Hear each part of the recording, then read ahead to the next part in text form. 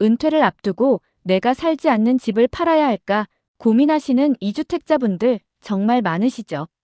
이번에 제가 알려드리는 날짜와 전략을 모르면 앉은 자리에서 엄청난 세금을 물어야 할 수도 있어요. 반대로 이번 내용을 정확히 이해하시면 세금을 크게 줄일 수 있습니다. 이주택자라면 반드시 잡아야 할 마지막 절세 골든타임, 지금 시작합니다. 가장 먼저 내 집의 위치를 확인하십시오. 현재 규제가 가장 강력한 조정 대상 지역은 서울 25개 구 전역과 경기도의 일부 도시, 즉 과천, 성남, 하남, 광명, 수원, 안양, 용인, 수지, 의왕 등입니다. 내 동네는 아직 괜찮아 하시는 분들도 방심은 금물입니다. 최근 수도권 집값이 들썩이면서 정부는 언제든 내 지역을 조정 대상 지역으로 기습 추가 지정할 수 있어요.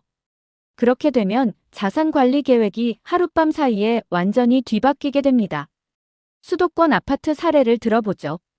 10년 전 약 5억 원에 샀던 아파트가 부동산 폭등기를 거치면서 현재 11억 원이 되어 6억 원의 양도 차익이 생겼다고 가정해 보겠습니다. 첫째, 2026년 5월 9일 이전에 매도 잔금을 치를 때입니다. 이때는 계산법이 아주 간단합니다. 양도 차익 6억 원에서 보유기간 10년에 따른 공제 혜택 20%, 즉 1억 2천만 원을 먼저 시원하게 빼줍니다. 그럼 세금을 매기는 기준 금액이 4억 8천만 원으로 뚝 떨어지죠. 여기에 250만 원 기본 공제하고 일반 세율 40%를 곱하면 최종 세금은 지방세 포함 약 1억 8천만 원 내외로 나옵니다. 둘째, 하지만 중과세 유예기간이 끝나는 5월 10일 이후에 팔면 어떻게 될까요? 계산할 금액이 커집니다. 우선 방금 빼줬던 1억 2천만 원 공제가 통째로 사라집니다. 수익 6억 원 전체에 대해 세금을 매긴다는 거죠. 더 무서운 건 세율입니다. 일반 세율에 20%포인트 할증이 더해지면서 세금이 눈덩이처럼 불어납니다. 결국 예상 세금은 약 3억 4천만 원에서 많게는 3억 6천만 원대까지 올라갑니다. 앉은 자리에서 1억 6천만 원 이상을 더 내게 될 수 있어요. 여기서 아주 중요한 팩트 체크 들어갑니다. 2026년 5월 9일 이전에 우리 동네가 갑자기 조정 대상 지역으로 묶여버리면 어쩌나 걱정되시죠? 이때는 계약 날짜가 여러분의 첫 번째 방패가 되어줍니다. 우리 법에는 조정 대상 지역으로 지정되기 전에 미리 매매 계약을 체결하고 계약금을 받았다면 나중에 잔금을 치를 때 규제 지역이 되어 있더라도 무서운 세율 할증은 피할 수 있게 해줍니다. 그래서 리스크가 있는 지역이라면 지정 소문이 돌기 전에 미리 계약서를 쓰고 계약금을 통장으로 받아 확실한 증빙을 남겨두는 것이 정말 중요합니다. 하지만 여러분, 계약만 미리 하면 안전하니 천천히 팔아도 되겠네라고 생각하시면 큰일 납니다.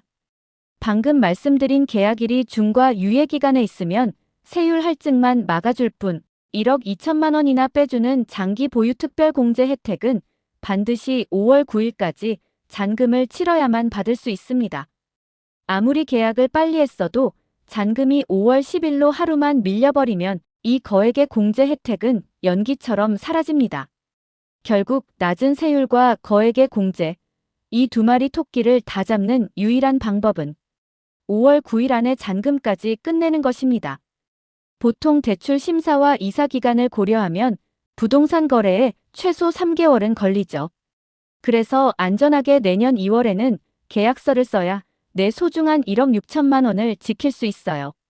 마지막으로 우리가 주목해야 할 신호는 2026년 초에 발표될 정부 경제정책 방향입니다. 만약 이때 유예 연장 소식이 없다면 주택 매도를 빠르게 실행해야 합니다. 정리하겠습니다. 2주택자라면 내 집이 규제 지역인지 체크하고 매도 계약 골든타임을 놓치지 마십시오. 일찍 움직여야 기습적인 규제 지정도 막고 거액의 공제 혜택도 지킬 수 있어요. 막연한 기대보다는 정확한 팩트를 믿고 움직이는 것, 그것이 평생 모은 소중한 자산을 지키는 유일한 길입니다. 이번 내용이 여러분의 평안한 노후에 큰 도움이 되길 바랍니다. 시청해주셔서 감사합니다. 구독과 좋아요, 댓글 부탁드립니다.